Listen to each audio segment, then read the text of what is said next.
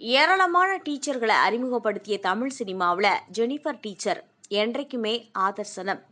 முன்பு ஹோம்லியான கதாபாத்திரங்களில் நாயகியாக நடித்து லைக்ஸ் அள்ளிய ரேகா அவங்களுடைய சினிமா அனுபவங்களை நம்ம கிட்ட பகிர்ந்துக்கிட்டாங்க. அதை பற்றி பார்க்கலாம். பூர்வீகம் கேரளா.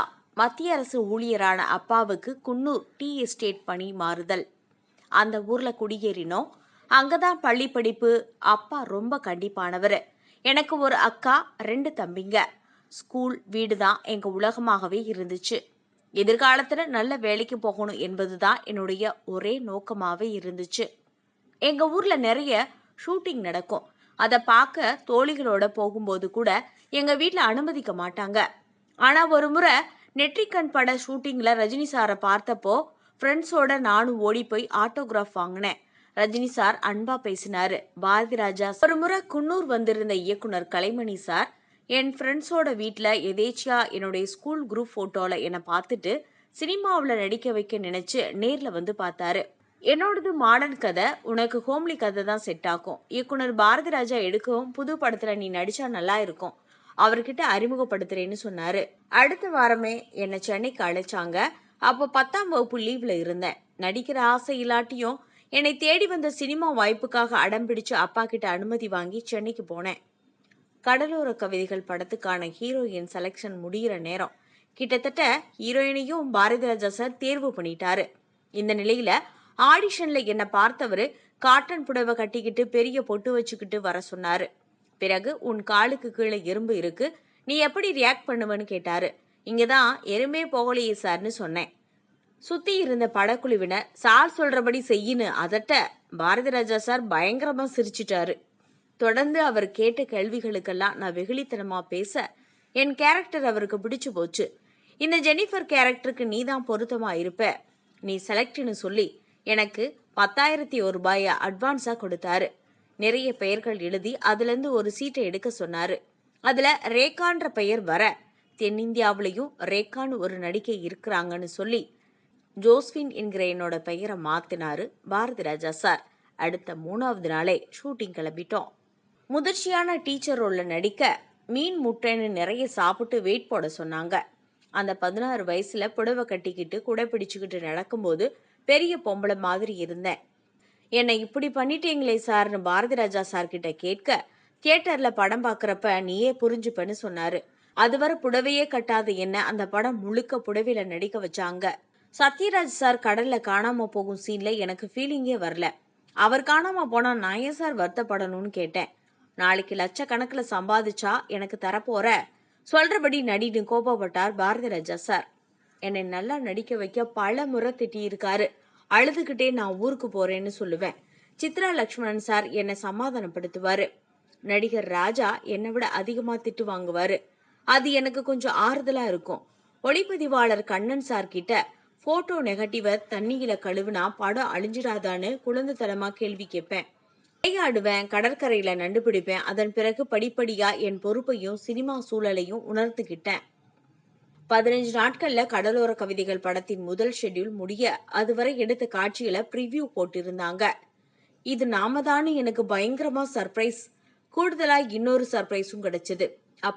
அப்போ ஆனந்த வீட நட்டை படத்துல நானும் சத்யராஜ் சாரும் இருக்கிற போட்டோ வெளியாச்சு. சில நாட்கள்ல கே பாலச்சந்தர் சார் கிட்ட இருந்து ஒரு அழைப்பு வந்தது. என்னையும் கமல் சாரையும் போட்டோ ஷூட் பண்ணினாரு. உடனே புன்னகை மன்னன் பட ஷூட்டிங்க்கு என்ன வர சொல்லிட்டாங்க. கமல் சார் நடிக்கிறத பார்த்து நடிப்பை கத்துக்கிட்டேன். அவரும் நானும் பாறை மேல நின்று தற்கொலை செய்கிற காட்சியில போது என்கிட்ட யாரும் எந்த முன்னறிவும் சொல்லல. குதிக்கிறதுக்கு முன்னாடி திடீர்னு கமல் சார் எனக்கு லிப்கிஸ் கொடுத்துட்டாரு. பயங்கர அதிர்ச்சியா இருந்தாலும் சமாளிச்சு நடிச்சுட்டேன். எல்லோரும் கிளம்புனதும் பக்கத்துல இருந்த சுரேஷ் கிருஷ்ணா கிட்ட ஏன் சார் இப்படி எடுத்தீங்கன்னு கோபப்பட்டேன். இதெல்லாம் சென்சார்ல கட் பண்ணிடுவாங்கன்னு அவர் சொல்ல, அப்படின்னா என்னன்னு கேட்டேன். அவர் விளக்கம் சொல்ல அதை நம்பிட்டேன். 2 வாரத்துல அந்த படத்துல நடிச்சு முடிச்சுட்டேன். பிறகுதான் கடலோர கவிதைகள் பட ஷூட்டிங் முடிஞ்சது. தொடர்ந்து கமல் சார் ஹீரோவா அறிமுகமான நம்ம ஊரு நல்ல ஊரு படத்துல ஹீரோயின் ஆனேன். அடுத்தடுத்து வெளியான அந்த 3 படங்களுமே பெரிய ஹிட் ஆயிடுச்சு. பிறகு என்னால மறக்க முடியாத அளவுக்கு பட வாய்ப்புகள் வர சினிமா என் கரியர் ஆயிடுச்சு. எங்க போனாலும் எனக்கு கிடைச்ச வரவேற்பை பார்த்து சந்தோஷமா இருந்துச்சு. ஓய்வு நேரங்கள்ல நிறைய சினிமாக்களை பார்த்து சினிமாவை நல்லா புரிஞ்சுக்கிட்டேன். டான்ஸ் தெரியாதனா நல்லா டான்ஸ் ஆடுற நடிகைகளை பார்த்து ரொம்ப வருத்தப்படுவேன். Makeup artist, hairdresser, designer யாரையும் வச்சுக்காம என் தேவையை நானே பார்த்துப்பேன். என்னால யாருக்கும் எந்த பாதிப்பும் வராத வகையில பொறுப்பா நடிச்சேன்.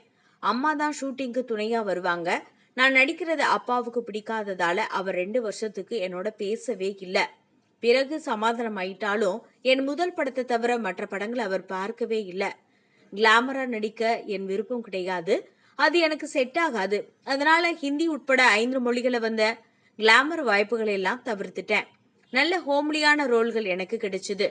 எங்க ஊரு பாட்டுக்காரன், புரியாத புதிர், தாயா தாரமா, மேகம் கருத்திருக்குன்னு நிறைய ஹிட் படங்கள் அமைஞ்சது. குறிப்பா அப்போ ராமராஜன் சார் கூட 5 படங்களை நடிச்சு அந்த படங்களின் பாடல்கள் எல்லாம் பெரிய ஹிட் ஆயிடுச்சு. எனக்கு நிறையவே புகழ் வாங்கி கொடுத்துச்சு. அப்போதைய ஹீரோக்கள் பலருடன் தொடர்ச்சியா பல படங்கள்ல ஜோடியா நடிச்சேன்.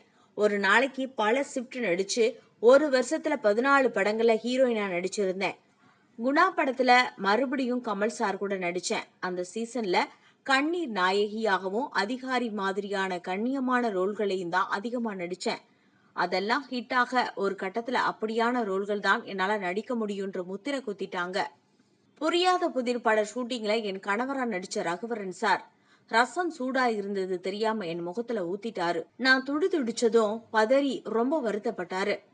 எஸ்பி பாலசுப்ரமணியன் சாருக்கு ஜோடியா 2 படத்துல நடிச்சேன். அப்போ அவரை அடிக்கடி பாட சொல்லுவேன். பதிலுக்கு அவர் என்னை பாட சொல்லுவாரு. பாடினதும் கழுத பாடுற மாதிரி இருக்குன்னு கிண்டல் பண்ணுவாரு. அடுத்த ஜென்மத்துல பெரிய பாடகியாவேன்னு அவர்கிட்ட சவால் விட்டிருக்கேன். இயக்குனர் பாண்டியராஜன் சாருடன் 4 படங்கள ஜோடியா நடிச்சேன். அவர் என்னை விட உயரம் குறைவு என்பதால அவருக்கு பக்கத்துல ஒரு அடிக்கு தொடர்ச்சியா குழி வெட்டி அதுல என்ன நடந்து வர சொல்லுவாங்க. 90கள்ல தொடக்கத்துல ரஜினி சாருக்கு ஜோடியா நடிக்கிற வாய்ப்பு வந்தது. அப்போ மம்முட்டி சாரோட மலையாளத்துல படத்துல நடிச்சிட்டு இருந்தேன். கால்ஷீட் பிரச்சனையால ரஜினி சாரோட நடிக்க முடியல. பிறகு அண்ணாமலை படத்துல கேரக்டர் ரோல் வாய்ப்பு வந்தப்ப ரஜினி சாருக்காகவே அந்த படத்துல நடிச்சேன். கதையெல்லாம் கேட்ட பிறகு நேரமின்மையால என் ராசாவின் மனசிலே பட வாய்ப்பை தவற விட்டேன். தமிழை விட மலையாளத்துல தான் எனக்கு அதிக புகழ் கிடைச்சது. தசரதம், ஏ ஆட்டோ உட்பட நடிகைக்கு முக்கியத்துவமுள்ள நிறைய படங்கள்ல ஹீரோயினா நடிச்சேன். ஹீரோயினா நடிச்சிருந்தப்போ சரியான தேர்வு செய்யாம சில படங்கள்ல கேரக்டர் ரோல்களை நடிச்சதை வருத்தப்பட்டிருக்கேன். பிறகு என் காதலரை கல்யாணம் செய்துக்கிட்டு குழந்தை வளர்ப்புக்காக சினிமாவிலிருந்து விலகினேன். சில வருஷங்கள் நடிக்காமல் இருந்த நிலையில Rajini sir, Radhika madam, KR Vijaya அம்மா ஆகியோர் மீண்டும் நடிக்க சொல்லி ஆலோசனை கொடுத்தாங்க. என்னால நெகட்டிவ் ரோல்ல நடிக்க முடியாதுங்கிறதுனால பிரேக் பண்ண ரோஜா கூட்டம் படத்துல வில்லியா ரீஎன்ட்ரி கொடுத்தேன். கனாக்கானு காலங்கள் சீரியலும் நல்ல அடையாளம் கொடுத்துச்சு. தொடர்ந்து சினிமா, சின்ன திரையில நடிக்க ஆரம்பிச்சேன். பல வருடங்களுக்கு முன்பு அறம் பட கதையை இயக்குனர் கோபி நயினார் முதல்ல என்கிட்ட தான் சொன்னாரு. அப்போ சில காரணங்களால என்னால அந்த படத்துல நடிக்க முடியல. பிறகு நயன்தாரா நடிப்புல அந்த படத்தை பார்த்துட்டு அந்த வாய்ப்பை தவற விட்டது பெரிய தப்புன்னு வருத்தப்பட்டேன். அழுகாட்சி ரோல்களை தொடர்ந்து நடிச்சு சலிப்பாகிடுச்சு. நிறைய வெரைட்டியான ரோல்களை நடிக்கணும்னு ஆசைப்படுறேன். ரொம்பவே நெகட்டிவான, காமெடியான, சவாலான ரோல்களை நடிக்க ஆசைப்படுறேன். அதுக்காக மொட்டையடிச்சுக்கிறது உட்பட எந்த சவாலையும் ஏற்க தயார். இப்போதைய முன்னணி ஹீரோக்களுடன் அக்கா, அம்மா ரோல்ல நடிக்கவும் விருப்பம் இருக்கு.